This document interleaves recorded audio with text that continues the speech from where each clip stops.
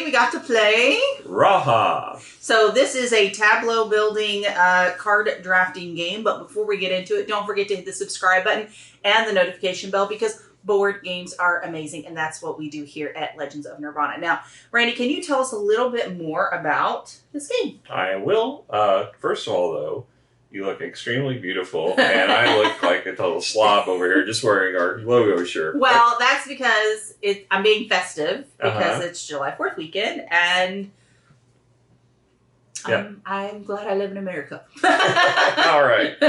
So this is a 2023 release, rating 7.1, rank of 5,073. It's a 2 to 5 player game, 45 minutes average length. It's probably shorter than that with fewer players. That's probably with more players. Yeah. Age 10 and up, probably about right. I mean, it's got a little bit of iconography, but it's not too advanced. Design is by Johan Guppy and Theo Reviere. Art is just by Oli. That's his name. It's just Oli. And published by GRRRE Games. MSRP on this is $44.99, and oddly, a lot of the retailers are selling it for MSRP. Seems to be a trend lately. Noble Knight has it a little cheaper at $37.95 in stock. CSI has it on pre-order for $33.99. That's the cheapest price I saw it for. So if you don't mind waiting a little bit, CSI appears, Cool Stuff Inc. appears to have the cheapest price on this one. I didn't see it at Card House at all. Game Nerds has it for MSRP, as does Miniature Market. So, okay, all right. So let's talk about quality of components. Well, you have cardboard crystals. We added. We just replaced the cardboard crystals. We replaced the cardboard crystals because these are when you brought them out, I'm like, oh, these don't belong to the game. Like, why don't they belong to the game? Like, they're really cool. They should have done that. But you did get these wooden spore tokens, cardboard, lots of cardboard bits. Yeah. You do get your tableau, which is just a cardboard. The cards. How is the card quality? There's not a linen finish. They are a good thickness, good sturdy cards, but there's no linen finish on them or smooth. Yeah, you do have screen printed personal scoring. Well, these are your scoring energy tokens, and these are your avatars. And they're both screen printed, and they have different shapes for each color. Yeah. So, I mean, that's something. Mm-hmm. Overall, though, quality, I'm thinking a 6 because these crystals aren't included. Yes. I'll probably give it a 6.5 because I do think the screen printing is unique, and I like the fact that they custom made each wood shape differently. And the cards are a good thickness. I wish they were linen finish, but I mean the cardboard's a good thickness too. It's not got a linen finish on it either, but it is a good sturdy cardboard. Yeah, so it's not like a piece of paper because we've experienced a couple of those. Yeah. All right, so now let's talk about theme. So, for the record, this art is so pretty. Yeah. It's, I don't know what type of style this is. It's a little bit of cartoony. It almost kind of reminds me of a more whimsical anime, maybe. The overall theme is that you are a shaman in charge of a world, and that's your tableau here. And you want to build with your powers a ecosystem with your different animals and things like that really bring beauty about. It could be anything. Yeah. I'm not gonna lie, but the art is really pretty. It makes a little bit of sense. And you do get aspects if you fill your board with so many of something, in a certain way. You do get aspects to help encourage you. It's not heavy, but the artwork's gorgeous. So I'm gonna give it a 7, mostly because of artwork. Yeah, I think so too. Even the subtleties, like whatever divine entities that help you, are colored. Like one is very vibrant colors, and the other's more subdued background colors. And they're the different kind of animal creatures versus the human or humanoid creatures. So I thought that was really cool. And the board is kind of like a dull tannish color on all the boards, but it makes the colors pop when you place them on them. So I think it kind of shows you're bringing life to that lifeless area. Yeah. And I thought that was really done well. I think a 7's a fair score. All right, so now let's move on to the actual rule book. You read this one pretty quickly. Well, it's because it's only 4 pages long. Oh, well, that's why. I'm just like, yeah, man, it's super short. Normally, when Randy goes and reads rules, I've got like an hour to like play around. That was not the case this time. This is it's a very quick learn because it's 4 pages. The first page being just how to set up and all the contents of the game. They do have the picture of it. They have the count over here, and they match them up with the lettering, so it's very easy to tell how many there are supposed to be and whether you got them all. And then the setup is just as straightforward because it's very simple setup. All you're doing is putting your boards where they belong, getting a certain number of cards out, which is 4 cards per round for each player, and setting the board, these little drafting boards in the appropriate places. Nothing difficult at all about setting it up, and then going through all the different round actions. The only thing that was a little confusing is how short the rounds are. I was expecting you played through all 4 cards as a round. No, it's every draft is a round. So given that, the scoring happens way faster than you expect it's supposed to. So it threw me because I'm used to other games. But the rules themselves are easy to read and understand. I'll probably go ahead and give it an 8. I think it does a fine job. It's super short. I like games that are quick to get to the table, but have a little level of complexity. All right, so now let's move on to the gameplay. So the gameplay is, we're going to go over just 2-player. It's slightly modified if you have more players. So you're going to have 2 sections here, and they're going to have 4 cards apiece. Yeah, so they're going to be between you. So there's a moon and star, and you're going to have one facing each way, but normally you would have that reverse where there would be a moon and a star between you and each player around you. That's really the only difference. Yeah, and so you're going to take those 4 cards that you're going to start out with. Randy's going to hand me 4 cards because he loves me. Or at least that's what he's going to tell the internet. All right, and then, so I'm going to have these 4 cards here. Now, I'm going to choose one of these. But I don't have to. We'll talk about that here in a second. So, well, you do have to choose it. It's what you do with it after you choose it. Right. So you're going to have to choose one. I think this one looks fantastic. Just because, I don't know why, it seems like a thing to do. And you always put them back on the same pile that you drafted from. So, you're normally going to pick up from the one with the moon on the first turn. I got these kind of turned around backwards, so I'm going to turn these.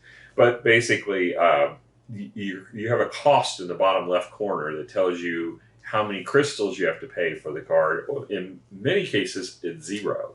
So those it'll either be completely empty, but it might have a placement condition. It has to be placed in a specific row or column or diagonal. So in my case, I have to spend 2 of my crystals to lay this down. Now, this is a green, and I have a row of greens here, and we'll talk about here in a second. That will be very helpful. But it also gives me an icon up here, which I have a lot of uses for with my particular tableau that I built. And so I'm going to play this down. So I paid my 2 cubes. I am going to place on top of a card I already built. You can build over top of other cards. If you have a spore counter already on, you are going to replace it back on there. So just so you know that if you have other spore counters, you just put it on there. So don't feel bad about trying to replace one that you already have a counter for. All right, so when I go to place this, all right, so I've completed. So first thing I'm going to say is, look, I have 3 greens in a row, so I'm going to trigger the green aspect, okay, and then I immediately get to take its action. So I get to pick one of the animals. In this case, I'm going to do the blue icon. 1, 2, 3, 4, 5, 6, 7. So I get 7. I have 7 of those icons. I get 1 victory point for each. So I'm going to increase my score by 7. All right, so that will have been played. Then I'm going to trigger this column because that's where my little guy is. So depending on where he is, you're going to trigger that row. And this doesn't matter if you have spores on them or not for this scoring. Right, after the 3rd round. All right, so again, I get a point for every one of the blue icons. So that means I get another 1, 2, 3, 5, 6, 7. So I get another 7 victory points. Then I go down, I get 2 for every hoof print. So I have 3 of those. So that would be 6 points. And then I get 2 victory points. Now, this tableau is after working quite a bit. Whereas mine's completely empty. So yeah. Which is actually not too far how mine was at the end of the game. So, But the key thing is like at the beginning, you may want more crystals, but then over time, replace those crystals with victory points. In this case, mine was straight up victory points, which is fine at the end of the game, and not so fine as Randy found out. to have no resources in the beginning of the game. All right. So after I triggered this row, I got the victory points or the resources in whatever situation. I'm going to move it over here. Then we're going to draft in the opposite pile. Now we're going to keep doing this.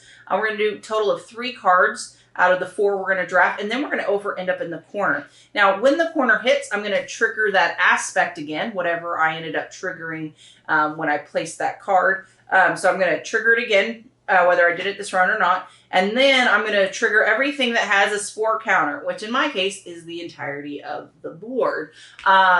So a lot of victory points. All right, so that's essentially... Well, then you're going to score after that the water. So based upon how many water icons you have, you're compared to the person who has the lowest count of water, whether it's 2-player or 5-player, whoever has the fewest. You take the difference, and then you get victory points based upon that difference. So if you had 1 more than they would, you get 1 victory point, but it goes up. If you had 5 or more, then you'd get 15 victory points. So yeah, so the first 2 rounds, you ended up getting 6 victory points on me, but I focused more on resources. But yeah, unfortunately, mine didn't generate anything. They just gave me water, which didn't really help anything. Yeah, and then I made sure to get the ones that generated victory points. So the other thing we didn't mention is when you are drafting the card, you can either play it, or you can discard it, and if you discard it, you have the choice of either taking 4 crystals, or you can take a spore and put it on your board. I always took the 4 crystals, I'm not going to lie. Yeah. I had to get rid of 2 cards. I took the spores, which again left me crystals short. I'm not sure. I'm not sure that was a good exchange. No, I did. I think I played it absolutely wrong. So everything you could do wrong in this game, I managed to pull almost slapped you. Yes, you did almost. This was not, because I was playing with the long game in mind, which didn't pan out because there is no long game. This game is super short. You play 4 rounds around the table, and each round it feels like it should have been the whole draft, but it's not. It's just 1 card. So you're going to draft 3 cards out of 4, and then your round's over. The thing I noticed is I really wanted to play the card where I was going to trigger. Right. And so to get quick scoring, but I didn't want to mess up some good stuff. So you just had to be aware of what you were doing. So there's a little bit of strategic, don't be afraid to overlay, and kind of things like that. Overall, I thought it was a quick and easy tableau filler kind of game. I think the art's very pretty.